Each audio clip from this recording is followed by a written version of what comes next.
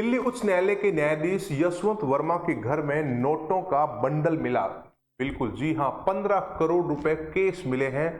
Justice Verma के घर में आग लगने के कारण दमकल कर्मियों की नजर पड़ी इन नोटों के बंडलों पर और किसी ने वीडियो रिकॉर्ड कर लिया और ये वीडियो वायरल हो गया और सुप्रीम कोर्ट ने आज इस वीडियो को रिलीज कर दिया कि ऐसे न्यायाधीशों को बचाने की आवश्यकता नहीं है।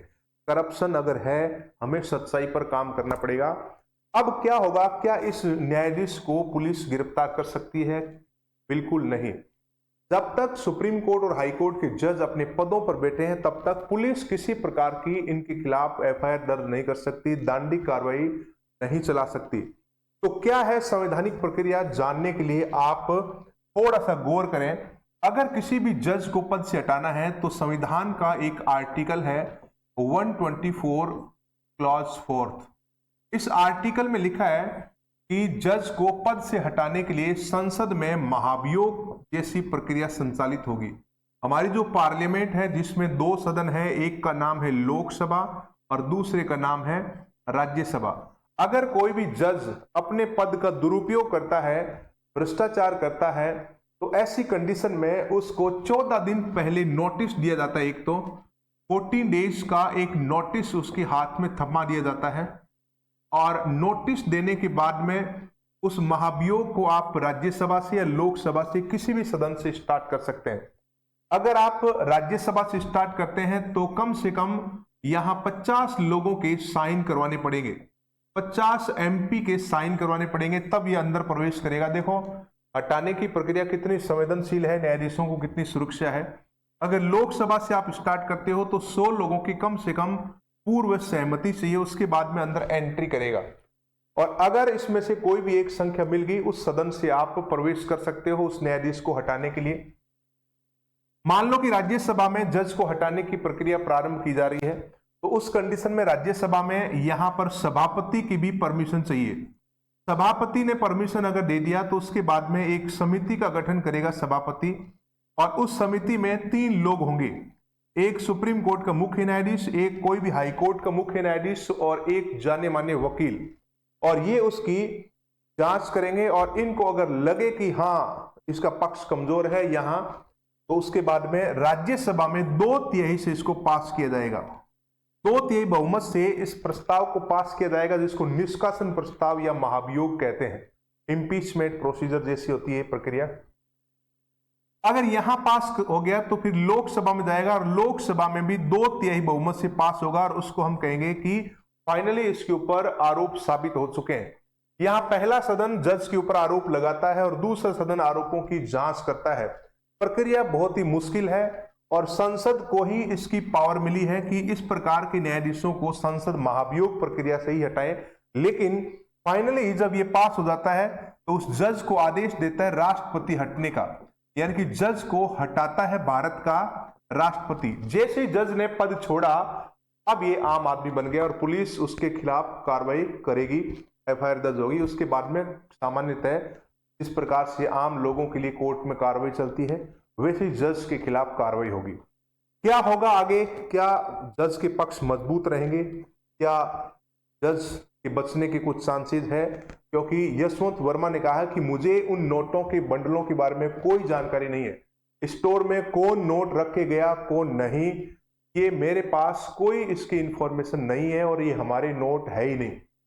तो क्या न्यायाधीश को पद से हटाया जाएगा? क्या इस प्रकार के जो तर्क है उनके आधार पर क्या यशवंत वर्मा जो न्यायाधीश है वो बच सकेंगे? आपके दिमाग में अब एक सवाल आ रहा होगा, क्या अब तक हमने किसी जज को इस प्रक्रिया से हटाया है? तो मैं आपको क्लियर कर दूं, भारत में, स्वतंत्र भारत में अब तक ये 4 बार हो चुका है। अब तक कितनी बार हो चुका है? 4 बार हमने न्यायाधीशों को हटाने का प्रयास किया है और यशवंत वर्मा के खिलाफ जो महाभियोग आएगा वो 5वां महाभियोग होगा। आना तो तय है क्योंकि आरोप गंभीर है। 4 बार जो प्रयास हुआ है, पहला प्रयास 1991 में हुआ था और एक जज थे जिसका नाम है वी रामास्वामी। वी रामास्वामी सुप्रीम कोर्ट के जज थे और इनके ऊपर आरोप लगा था कि जब आप चंडीगढ़ हाई कोर्ट के जज थे तो आपने अपने पद का दुरुपयोग किया था। और उसके बाद में महाभियोग की शुरुआत हुई थी राज्यसभा से। 14 दिन पूर्व नोटिस देकर राज्यसभा में इसको लाया गया। राज्यसभा ने इस प्रस्ताव को पास कर दिया था, लेकिन लोकसभा में सरकार ने अपने आप को इस प्रस्ताव से अलग कर लिया और महाभियोग लोकसभा में गिर गया और रामास्वामी बच गए। यह किसी भी जज को हटाने का पहला केस था। उसके बाद में दूसरा आता है 2010 में, एक न्यायाधीश थे जिनका नाम आता है सौमित्र सेन। नाम तो आपने सुना ही होगा। सौमित्र सेन कलकत्ता हाईकोर्ट के मुख्य जज थे।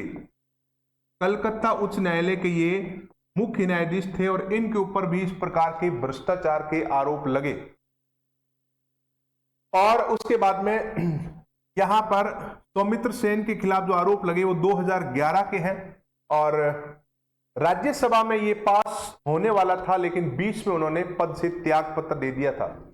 इसी प्रकार का केस आता है 2010 का और यहां पर एक जज थे जिनका नाम आता है पी.डी. दिनाकरन। नाम है जज का पी.डी. दिनाकरन। और दिनाकरन को भी इसी प्रकार से हटाने का प्रयास किया गया था और ये सिक्किम हाईकोर्ट के जज थे, मुख्य न्यायाधीश थे सिक्किम हाईकोर्ट के।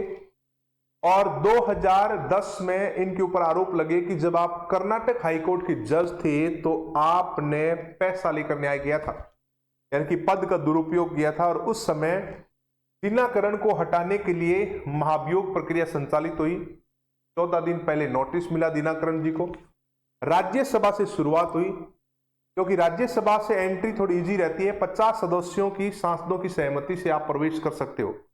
समिति का गठन हुआ और न्यायिक समिति ने भी सहमति जताई और पक्ष कमजोर था। और उसके बाद में जब लोकसभा में पास होने लगा तो यहां पर दिनाकरन ने पद से त्यागपत्र दे दिया था।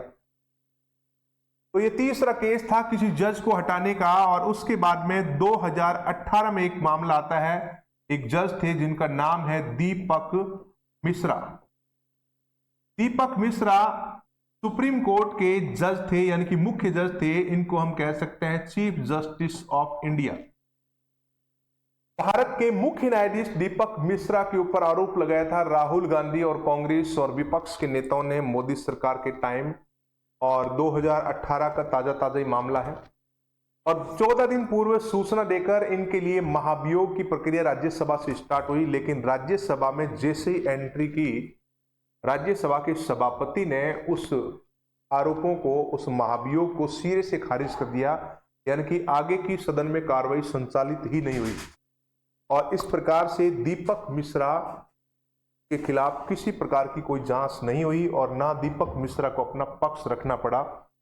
तो इस प्रकार से अब तक 4 न्यायाधीशों के खिलाफ पद से हटाने की कार्रवाई संचालित हो चुकी है पार्लियामेंट में।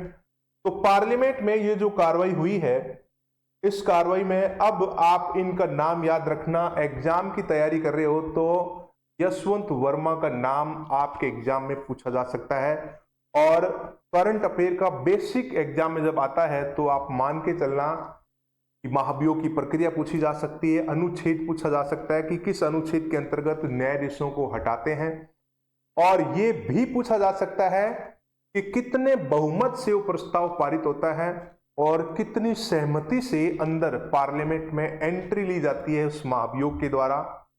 तो ध्यान रखना, कुल सदस्यों का विशेष बहुमत नहीं है। जब संसद में पास किया जाता है तो उपस्थित और मतदान करने वालों के 2/3 से पास होता है। लेकिन राष्ट्रपति को अगर हटाते हैं तो भी यही प्रक्रिया अपनाई जाती है, लेकिन उसमें अंतर एक ये है कि राष्ट्रपति का महाभियोग कुल सदस्यों के 2/3 से पारित होता है।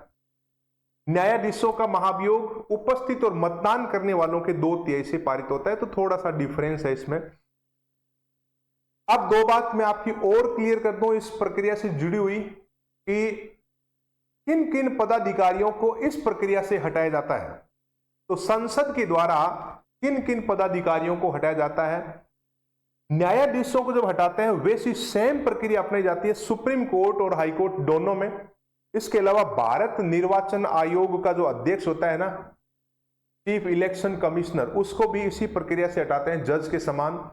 राज्य निर्वाचन आयोग का अध्यक्ष होता है, प्रत्येक राज्य में एक चुनाव आयोग होता है, उसके अध्यक्ष को भी इसी प्रक्रिया से हटाते हैं।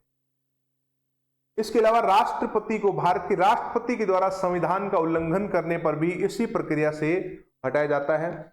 उपराष्ट्रपति को हटाने के लिए राज्यसभा का प्रभाव ज्यादा है। राज्यसभा में संकल्प प्रस्ताव 2/3 से पारित करके लोकसभा की सहमति से भारत के उपराष्ट्रपति को पद से हटाया जा सकता है।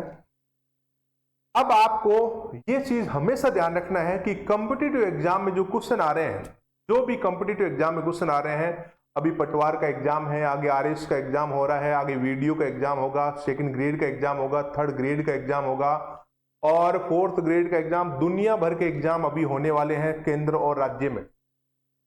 तो आप एक चीज को हमेशा गांठ बांध के रखना कि जो जनरल अवेयरनेस की, जो जीके के, जनरल स्टडी के जो क्वेश्चन आते हैं वो करंट का बेसिक पूछा जाता है। अब सीधा क्वेश्चन न आए लेकिन न्यायपालिका से संबंधित आपको जरूर क्वेश्चन मिलेगा। न्यायपालिका से संबंधित क्वेश्चन मिलेगा। ये दिल्ली हाईकोर्ट के जज थे, तो राजस्थान हाईकोर्ट के बारे में क्वेश्चन पूछा जा सकता है। क्वेश्चन ये पूछा जा सकता है कि राजस्थान उच्च न्यायालय के न्यायाधीश को पद से किस प्रकार से हटाया जा सकता है। तो पद से कैसे हटाते हैं, ये प्रक्रिया भी आपने पढ़ी थी और समझने का आपने कोशिश किया। इसके अलावा क्वेश्चन ये भी पूछा जा सकता है कि राजस्थान सहित भारत में कुल न्यायाधीशों की संख्या कितनी, अगर सिंपल सब क्वेश्चन बने तो। और बाकी जो है थोड़ा सा कॉन्सेप्ट लेवल से आपको तैयारी करनी है। करंट का बेसिक आपको जरूर तैयार कर लेना है। जो भी करंट की घटनाएं घटती है, मुश्किल से महीने में 2-3 घटनाएं ऐसी होती है जो बड़ी बड़ी घटनाएं होती है। मान के चलो कि क्वेश्चन तो वहां से बनेगा, लेकिन क्वेश्चन वहां से डायरेक्ट नहीं आएगा, उसका फाउंडेशन आएगा, उसका बेस आएगा, उसका बेकअप आएगा। बेकअप का मतलब है कि जैसे जस्टिस है ये दिल्ली हाईकोर्ट के, तो न्यायपालिका से संबंधित क्वेश्चन कुछ भी पूछा जा सकता है, बेसिक पूछा जा सकता है। मैं आपको बात क्लियर कर दूं कि दिल्ली एकमात्र हाईकोर्ट है, भारत का एकमात्र हाईकोर्ट है जो केंद्र शासित प्रदेश के लिए अलग सेपरेट उच्च न्यायालय है। पूरे भारत में 25 उच्च न्यायालय है जिसमें एकमात्र दिल्ली हाईकोर्ट है जो केंद्र शासित प्रदेश के लिए बना हुआ है। एकमात्र केंद्र शासित प्रदेश है दिल्ली जिसका अपना अलग हाईकोर्ट है। 1966 में इस हाईकोर्ट की स्थापना हुई थी। बाकी जम्मू कश्मीर भी केंद्र शासित प्रदेश है, उसका भी अपना हाईकोर्ट अलग है, लेकिन उसके साथ में लद्दाख भी शामिल है। भारत में 7 हाईकोर्ट ऐसे हैं जो साझा उच्च न्यायालय के नाम से जाने जाते हैं। भारतीय संविधान के अनुच्छेद 231 में स्पष्ट किया गया है कि 2 या अधिक राज्यों और केंद्र शासित प्रदेशों के लिए एक हाईकोर्ट बनाया जा सकता है। तो आप अगर देखें तो बॉम्बे हाईकोर्ट जो है, बॉम्बे हाईकोर्ट वो महाराष्ट्र, गोवा और दमन दीव, दादर, नागर हवेली के लिए, तीनों के लिए काम करता है। इसी प्रकार अगर आप देखें कि केरल हाईकोर्ट, तो केरल हाईकोर्ट एक तो केरल के लिए है, एक लक्षद्वीप को भी केरल हाईकोर्ट में शामिल किया गया है। इसी प्रकार से आप साझा उच्च न्यायालय की बात करें, जॉइंट हाईकोर्ट, तो मद्रास उच्च न्यायालय आता है और मद्रास हाईकोर्ट के अंतर्गत पुडुचेरी, केंद्र शासित प्रदेश पुडुचेरी भी शामिल है। इसके अलावा बात करें आप कलकत्ता हाईकोर्ट की, तो कलकत्ता हाईकोर्ट में पश्चिम बंगाल शामिल होता है, उसके साथ में अंडमान निकोबार द्वीप समूह को भी शामिल किया गया है। इसी प्रकार से भारत में एक सबसे बड़ा हाईकोर्ट है जिसमें राज्यों की संख्या बहुत ज्यादा है, 4 राज्यों से मिलकर एक हाईकोर्ट बना है और उस हाईकोर्ट का नाम है गुवाहाटी हाईकोर्ट। गुवाहाटी उच्च न्यायालय असम में है और इसमें 4 राज्य है, एक असम है, एक अरुणाचल प्रदेश है, एक नागालैंड है और एक मिजोरम है। ये 4 उच्च न्यायालयों का 4 राज्यों का सबसे ज्यादा संख्या वाले राज्यों का एक हाईकोर्ट है। लेकिन संख्या की दृष्टि से देखें कि भारत का सबसे बड़ा हाईकोर्ट कौन सा है, तो इलाहाबाद उच्च न्यायालय भारत का सबसे बड़ा हाईकोर्ट है जिसमें 160 जज है। सबसे छोटे हाईकोर्ट की बात करें तो सिक्किम हाईकोर्ट भारत का सबसे छोटा उच्च न्यायालय है जिसमें मात्र 4 न्यायाधीश हैं। राजस्थान हाईकोर्ट में न्यायाधीश 50 हो सकते हैं लेकिन वर्तमान में 35 जज है, 35 जज। अगर हम महिलाओं की बात करें कि हाईकोर्ट में महिलाओं की संख्या और स्थिति क्या रही है, तो लीला सेठ नाम की एक महिला थी जो किसी भी हाईकोर्ट की पहली महिला मुख्य न्यायाधीश बनी थी। 1991 में ये हिमाचल प्रदेश उच्च न्यायालय की बनी थी। आपने अगर नाम सुना हो अन्ना चंडी का, अन्ना चंडी केरल हाईकोर्ट की पहली महिला जज थी, 1948 में बनी थी वो। और अगर आपने नाम सुना हो कार्नेलिया सोराबजी, तो कार्नेलिया सोराबजी ब्रिटिश काल में अंग्रेजों के जमाने की पहली भारतीय महिला वकील, लॉयर के नाम से जानी जाती है। राजस्थान हाईकोर्ट में क्वेश्चन पूछा जा सकता है, राजस्थान हाईकोर्ट में पहली महिला जज का नाम बताइए। राजस्थान हाईकोर्ट में वर्तमान में 3 महिला जज है, रेखा बोराणा, सुबा मेहता और नुपुर बाटी। ये 3 महिला जज है राजस्थान हाईकोर्ट में। 35 में से 3 महिलाएं हैं। राजस्थान हाईकोर्ट की पहली महिला जज का नाम अगर पूछ लिया जाए तो वो है रेखा बोराणा। 2021 में कोविड काल में रेखा बोराणा को अपॉइंट किया था राज्यपाल के द्वारा हाईकोर्ट में। हाईकोर्ट के जितने भी जज होते हैं, सॉरी में राज्यपाल नहीं, राष्ट्रपति के द्वारा नियुक्त किया जाता है। हाईकोर्ट के सभी न्यायाधीश और सुप्रीम कोर्ट के सभी न्यायाधीश राष्ट्रपति के द्वारा ही अपॉइंट किए जाते हैं, लेकिन इनको शपथ राज्य का राज्यपाल दिलाता है। नियुक्ति भारत का राष्ट्रपति करता है, लेकिन राष्ट्रपति इन जजों को हटा नहीं सकता। जैसे यशवंत वर्मा, चाहे करप्शन के आरोप लगे हैं, लेकिन राष्ट्रपति सीधे तौर पर नहीं हटा सकता। राष्ट्रपति पहले संसद से जांच करवाता है, महाभियोग पास होता है, फिर राष्ट्रपति हटाता है। लेकिन अगर पूछ लिया जाए कि हाईकोर्ट के जज को पद से हटाता कौन है, तो हटाता तो राष्ट्रपति है। हाईकोर्ट में जज बनने के लिए कम से कम आयु जो है वो उल्लेख इसमें संविधान में है नहीं कहीं, लेकिन मैक्सिमम एज, अधिकतम आयु 62 साल का प्रावधान किया गया है। मैं आपको एक संविधान संशोधन क्लियर कर देता हूं। भारत में संविधान संशोधन हुआ था 15वां 1963 में। 15वां संविधान संशोधन के अंतर्गत हाईकोर्ट के जो जज है उनकी रिटायरमेंट की उम्र को बढ़ाया गया था। पहले इनकी 60 साल रिटायरमेंट आयु हुआ करती थी, अब इनकी 62 साल रिटायरमेंट आयु है। और इनकी सुविधाएं, शक्तियां लगातार संसद कानून बनाकर बढ़ाती रहती है। और आज जो भी हाईकोर्ट का जज है, मुख्य जज को सैलरी कितनी मिलती है, अगर आप ये जानना चाहें, संवैधानिक पदाधिकारियों के वेतन भी एग्जाम में पूछ लिए जाते हैं, तो मैं आपको इनका सैलरी क्लियर कर देता हूं। इनको वेतन कितना मिलता है ये बात मैं आपको क्लियर कर दूं।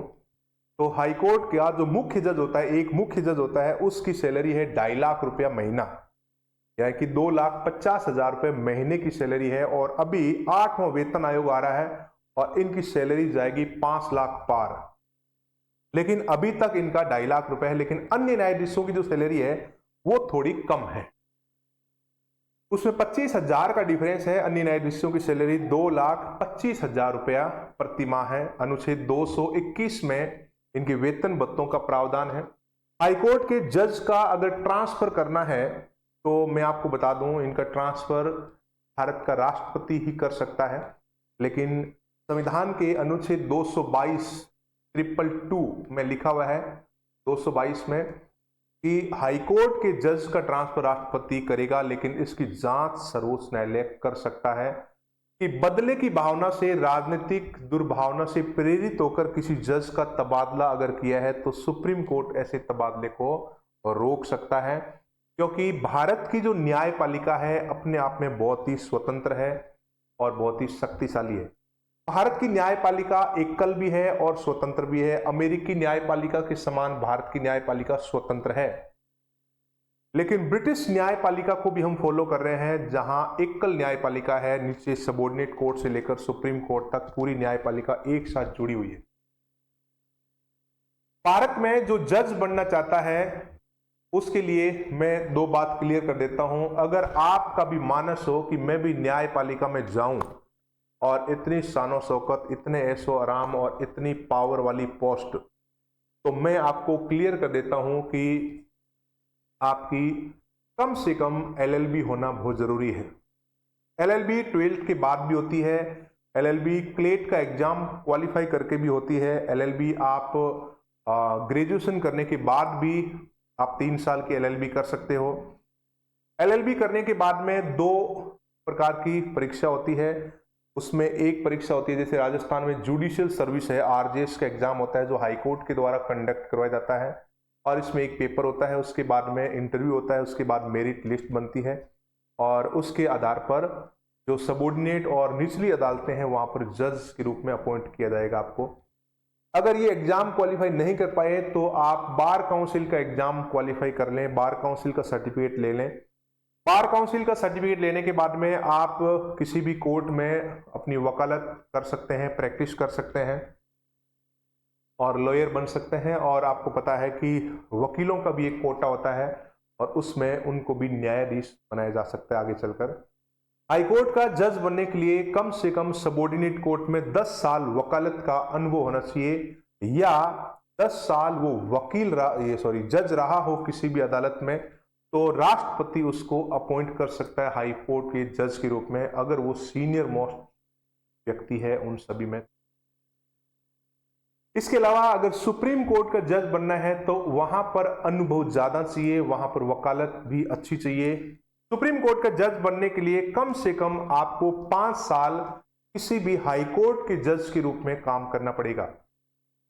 या हाई कोर्ट के जज के रूप में 5 साल काम कर लीजिए या आप 10 साल किसी भी हाई कोर्ट में वकालत कर लेते हो तो आप एलिजिबल हो जाते हैं सुप्रीम कोर्ट के जज बनने के लिए, यदि आप भारत के नागरिक हैं तो।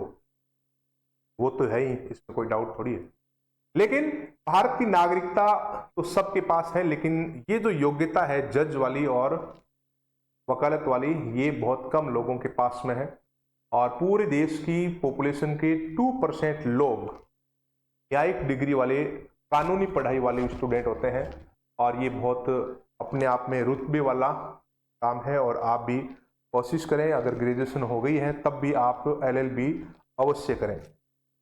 LLB आप हिंदी और इंग्लिश दोनों मीडियम में कर सकते हैं। और 12th पास स्टूडेंट जो इंग्लिश मीडियम के हैं उनके लिए जो गोल्डन अपॉर्चुनिटी है, अभी क्लेट के फॉर्म स्टार्ट होने वाले हैं और क्लेट का एग्जाम दिसंबर में होगा। क्लेट एग्जाम क्वालिफाई करने के बाद में भारत की टॉप लेवल की 24 गवर्नमेंट यूनिवर्सिटी में एडमिशन मिलेगा और ये 5 साल में आपकी पढ़ाई होगी, जिसमें 2 डिग्री आपको मिलेगी, एक LLB की और एक पैरेलल दूसरी डिग्री मिलेगी। आप BA कर सकते हो, BSc कर सकते हो, ये सब आपके लिए अच्छी अपॉर्चुनिटी है।